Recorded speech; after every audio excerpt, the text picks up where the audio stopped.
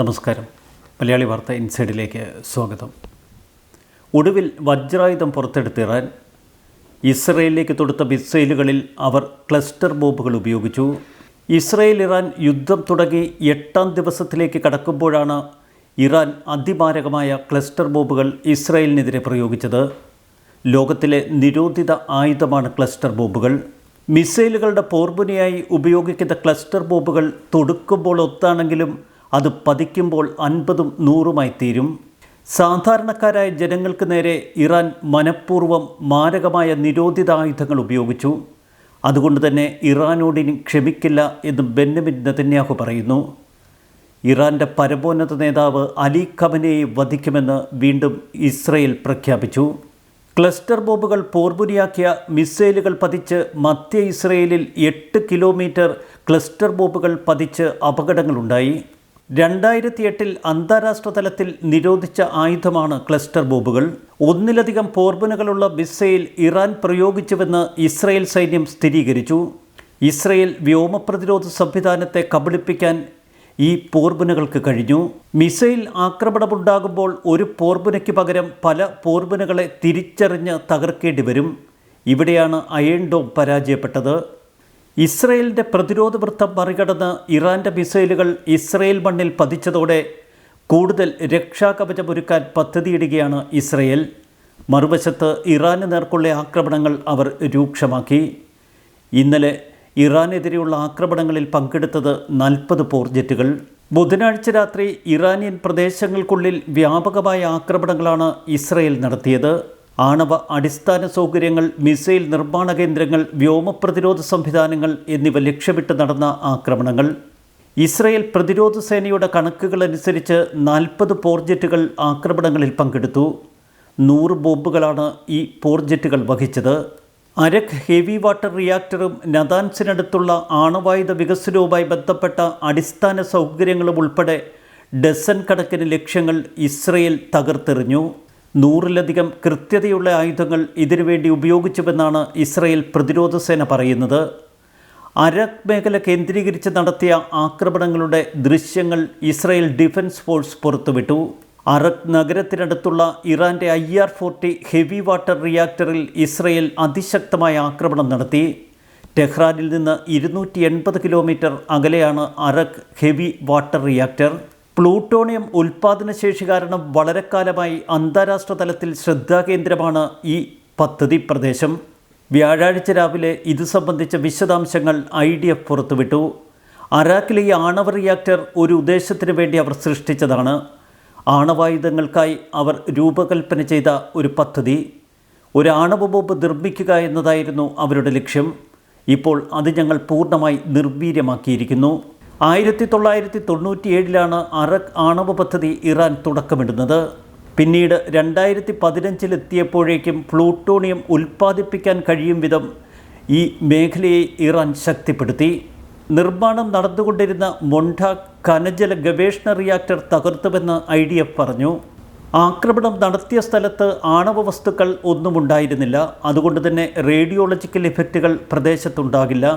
എന്നാൽ കോണ്ടാബ് ഖനജല നിലയം പൂർണ്ണമായി തകർത്തുവെന്ന് ഇസ്രയേൽ പറഞ്ഞു. ഇന്നലെ രാത്രി നതാൻസിന് സമീപം ഇസ്രയേലി വിമാനങ്ങൾ അതിശക്തമായ മറ്റൊരു ആക്രമണം നടത്തി. ആണവായുധങ്ങൾ വികസിപ്പിക്കുന്നതിന് ഉപയോഗിക്കുന്ന അടിസ്ഥാന ഘടകങ്ങളും ഉപകരണങ്ങളുമൊക്കെ ആക്രമിച്ച് തകർത്തുവെന്ന് ഇസ്രയേൽ പറഞ്ഞു. നതാൻസിലും പരിസര പ്രദേശങ്ങളിലും ഇക്കഴിഞ്ഞ ദിവസങ്ങളിൽ തുടർച്ചയായ ആക്രമണങ്ങളാണ് IDF നടത്തുന്നത്. ഇന്നലെ രാത്രിയും അതിശക്തമായ ആക്രമണം നതാൻസിലെ ആണവ നിർമ്മാണ കേന്ദ്രത്തിന് നേർക്ക് ഇസ്രയേൽ നടത്തി. കൂടുതൽ ലക്ഷ്യങ്ങൾ തങ്ങൾ തിരിച്ചറിഞ്ഞുവെന്നും ആവശ്യമുള്ളിടത്തോളം കാലം ആക്രമണങ്ങൾ തുടരുമെന്നും IDF വാർത്താക്കുറിപ്പിൽ അറിയിച്ചു. ഇസ്രയേലിലെ സൊറോക്ക ആശുപത്രി ഇക്കഴിഞ്ഞ ദിവസം ഇറാൻ മിസൈൽ ആക്രമണത്തിൽ തകർന്നിരുന്നു. ആശുപത്രിക്ക് നേരെ നേരിട്ടുള്ള ആക്രമണമാണ് ഇറാൻ നടത്തിയത്. ഇതിന് പിന്നാലെയാണ് കൂടുതൽ ആണവ കേന്ദ്രങ്ങൾ ലക്ഷ്യമാക്കി അതിശക്തമായ തിരിച്ചടി ഇസ്രയേൽ നൽകിയത്. സൊറോക്ക ആശുപത്രി ആക്രമണത്തിന് ഇറാൻ കനത്ത വില നൽകേണ്ടി വരുമെന്ന് ഇസ്രയേൽ പ്രതിരോധ മന്ത്രി ഇസ്രായേൽ കാറ്റ്സ് പറഞ്ഞു. പരമോന്നത നേതാവ് ആയത്തുള്ള അലി ഖമേനി ഉൾപ്പെടെ ആരും ഇറാനിൽ സുരക്ഷിതരല്ല എന്നോർക്കണമെന്നാണ് പ്രധാനമന്ത്രി ബെന്യാമിൻ നെതന്യാഹു മുന്നറിയിപ്പ് നൽകിയത്.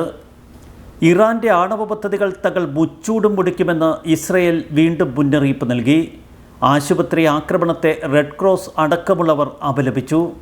ആക്രമണത്തിൽ പങ്കെടുക്കണോ വേണ്ടയോ എന്ന് US 2 ആഴ്ചയ്ക്കുള്ളിൽ തീരുമാനിക്കുമെന്ന് പ്രസിഡന്റ് ഡൊണാൾഡ് ട്രംപ് പറയുന്നു. എന്നാൽ മേഖലയിൽ ശക്തമായ സൈനിക നീക്കങ്ങൾക്ക് US തുടക്കമിട്ടു. മധ്യപൂർവ്വ മേഖലയിലേക്ക് യുദ്ധവിമാനങ്ങളും പടക്കപ്പലുകളുമൊക്കെ കൊണ്ടുവരാൻ ശക്തമായ നടപടികൾ US ആരംഭിച്ചു. നിലവിൽ 19 കേന്ദ്രങ്ങളിലായി 40,000 സൈനികരാണ് US-ന് മധ്യപൂർവ്വ ദേശത്തുള്ളത്. ഇതിൽ Iraq, Bahrain, Egypt, Jordan, Kuwait, Qatar, Saudi Arabia, UAE എന്നിവിടങ്ങളിലെ സ്ഥിരം കേന്ദ്രങ്ങളും ഉൾപ്പെടുന്നു. F-16, 25, 35 ഗണത്തിലുള്ള കൂടുതൽ വിമാനങ്ങൾ ഉടൻ മേഖലയിലെത്തിക്കും എന്ന് അമേരിക്ക പറഞ്ഞു. US-ൽ നിന്ന് യൂറോപ്പിലേക്ക് 30 യുദ്ധവിമാനങ്ങൾ ഇതിനകം എത്തിച്ചു കഴിഞ്ഞു. ആകാശത്ത് വെച്ച് ഇന്ധനം നിറയ്ക്കുന്ന ടാങ്കർ വിമാനങ്ങളും മേഖലയിലെത്തി. USS ദ സള്ളിവൻസ്, ആർലിംഗ്ബുർഗ് എന്നീ യുദ്ധക്കപ്പലുകൾ ഇറാൻ ഇസ്രയേലിലേക്ക് വിടുന്ന ബാലിസ്റ്റിക് മിസൈലുകൾ തകർത്തുകൊണ്ടിരിക്കുന്നു. യുദ്ധം തുടങ്ങി 9ാം നാൾ അതിശക്തമായ ആക്രമണം ഇസ്രയേലിന് നേർക്ക് നടത്താൻ ഇറാന് കഴിഞ്ഞിരിക്കുന്നു. അതുകൊണ്ട് തന്നെ കൂടുതൽ കോപാകുലരായ ഇസ്രയേലിനെയാണ് ലോകം കാണുന്നത്. തിരിച്ചടി ഭയാനകമായിരിക്കുമെന്ന് ലോകം കണക്കുകൂട്ടുന്നു. അമേരിക്കൻ പ്രസിഡന്റ് ഡൊണാൾഡ് ട്രംപ് ഒരു ദിവസം മുൻപ് പറഞ്ഞിരുന്നു ഇസ്രയേലിനൊപ്പം അമേരിക്കയും യുദ്ധത്തിൽ പങ്കുചേരുമെന്ന്. എന്നാൽ നാടകീയമായ പിന്മാറ്റമാണ് ഇക്കഴിഞ്ഞ രാത്രി ഡൊണാൾഡ് ട്രംപിൻ്റെ ഭാഗത്തു നിന്ന് ലോകം കണ്ടത്. അമേരിക്കൻ പ്രസിഡന്റ് ഡൊണാൾഡ് ട്രംപ് ഇരട്ടത്താപ്പ് തുടരുമ്പോഴും അതിശക്തമായ ആക്രമണങ്ങളുമായി ഇസ്രയേൽ മുന്നോട്ട് കുതിക്കുന്നു. നതാൻസ്, ഇസ്ഫഹാൻ, ബന്ദഖ്, അരക് എന്നീ മേഖലകളിലുള്ള ആണവ കേന്ദ്രങ്ങൾക്ക് നേരെയാണ് ഇക്കഴിഞ്ഞ രാത്രി അതിശക്തമായ ആക്രമണം ഇസ്രയേൽ നടത്തിയത്. എന്നാൽ ആണവായുധ നിർമ്മാണവുമായി ബന്ധപ്പെട്ട എല്ലാ സാമഗ്രികളും ആക്രമണത്തിന് മുൻപ് തന്നെ തങ്ങൾ സുരക്ഷിതമായി മറ്റ് സ്ഥലങ്ങളിലേക്ക് കടത്തി എന്ന് ഇറാൻ പറയുന്നു. ഇറാനുമായുള്ള സമാധാന ചർച്ചകളിൽ പങ്കെടുക്കാൻ ബ്രിട്ടൻ ശ്രമങ്ങൾ തുടങ്ങി എന്ന റിപ്പോർട്ടുകൾ ശക്തമാണ്. എന്നാൽ അമേരിക്കൻ പ്രസിഡന്റ് ഡൊണാൾഡ് ട്രംപിൻ്റെ പല നീക്കങ്ങളും സംശയാസ്പദമാണ്. ശക്തമായ പിന്തുണയുമായി ഇസ്രയേലിനൊപ്പം നിൽക്കുമ്പോൾ തങ്ങൾ പരസ്യമായി യുദ്ധമേഖലയിലേക്ക് കടന്നു വരുന്നില്ല എന്ന സൂചന ഇപ്പോൾ ട്രംപ് പുറത്തുവിടുന്നു. ഇതൊരു പക്ഷേ ട്രംപിൻ്റെ യുദ്ധതന്ത്രമാകും എന്ന് യുദ്ധവിദഗ്ധർ കണക്കുകൂട്ടുന്നു.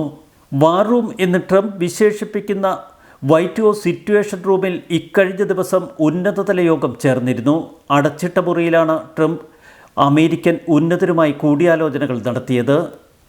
ഈ യോഗത്തിന് ശേഷം white house press secretary Karoline Leavitt ട്രംപിൻ്റെ ഒരു പ്രസ്താവന മാധ്യമപ്രവർത്തകർക്ക് മുൻപിൽ വായിച്ചു. സമീപഭാവിയിൽ ഇറാനുമായി ചർച്ചകൾ നടക്കാനോ നടക്കാതിരിക്കാനോ സാധ്യതകളുള്ളതുകൊണ്ട് അടുത്ത 2 ആഴ്ചയ്ക്കുള്ളിൽ യുദ്ധത്തിലേക്ക് പോകണോ വേണ്ടയോ എന്ന് ഞങ്ങൾ തീരുമാനിക്കും. എന്നാൽ ട്രംപിന് വേണ്ടി കാത്തു നിൽക്കാൻ ഇസ്രയേൽ തയ്യാറല്ല എന്ന പ്രഖ്യാപനവുമായി ഇക്കഴിഞ്ഞ ദിവസം രാത്രി അതിശക്തമായ ആക്രമണങ്ങൾ നടത്തി ഇസ്രയേൽ. വീണ്ടും ആക്രമണങ്ങളുമായി മുന്നോട്ട് കുതിക്കുന്ന ഇസ്രയേലിനെയാണ് ലോകം കാണുന്നത്.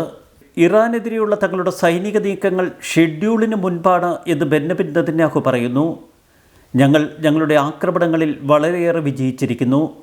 ഇറാൻ്റെ മിസൈൽ ലോഞ്ചിങ് ശക്തിയിൽ പകുതിയിലേറെ പോയിന്റുകൾ തകർക്കാൻ ഇസ്രയേലിന് കഴിഞ്ഞു.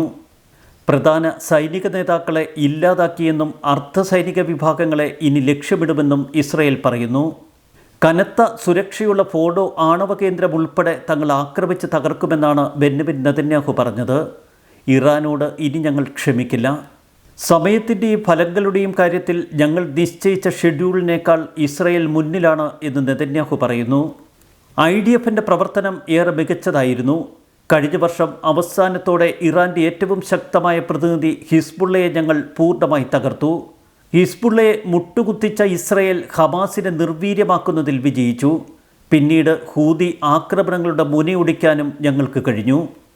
ഇറാനിയൻ അച്ചുതണ്ടിനെ തകർത്തതിന് ശേഷമാണ് ഇറാൻ ഭീഷണി ഇല്ലാതാക്കാനുള്ള ശ്രമങ്ങൾ ഇസ്രയേൽ തുടങ്ങിവെച്ചത്.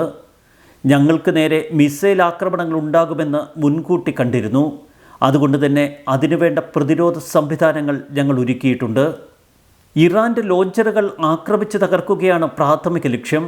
അവർക്ക് എത്ര റോക്കറ്റുകളുണ്ട് എന്നത് അത്ര പ്രധാനമുള്ള കാര്യമല്ല, എത്ര ലോഞ്ചറുകളുണ്ട് എന്നതാണ് പ്രധാനം. ഞങ്ങൾ ഇതിനകം അവരുടെ പകുതിയിലേറെ ലോഞ്ചറുകൾ തകർത്തു. ഇറാൻ്റെ പരമ്പരാഗതമല്ലാത്ത മിസൈലുകളെക്കുറിച്ചോ ആയുധങ്ങളെക്കുറിച്ചോ ഭയമുണ്ടോ എന്ന് മാധ്യമപ്രവർത്തകരുടെ ചോദ്യത്തിന് ബെന്യമിൻ നെതന്യാഹു കൃത്യമായി ഉത്തരം പറഞ്ഞു. ഇസ്രായേലിന് നേർക്ക് ഇനിയും മിസൈലുകൾ വരും.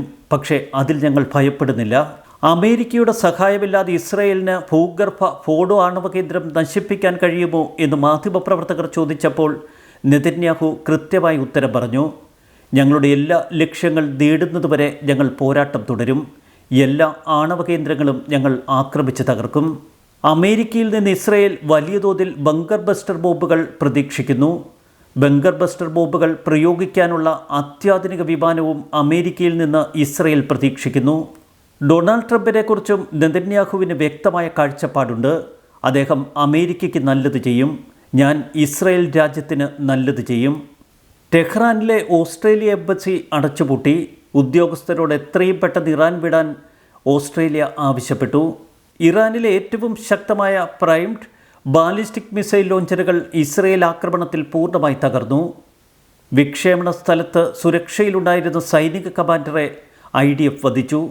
ഇസ്രായേലിലെ ബീർഷബയിൽ പതിച്ച മിസൈൽ ശക്തമായ നാശനഷ്ടങ്ങളുണ്ടാക്കി. നിരവധി പേർക്ക് പരിക്കേറ്റു എന്ന വാർത്തകൾ ഇസ്രായേലിൽ നിന്ന് പുറത്തു വരുന്നു. ബീർഷബയിലാണ് സൊറോക്ക് ആശുപത്രി. ഈ ആശുപത്രിയിൽ നേരിട്ട് മിസൈൽ പതിച്ചത് ഇസ്രായേലിനെ ഞെട്ടിച്ചു കളഞ്ഞു.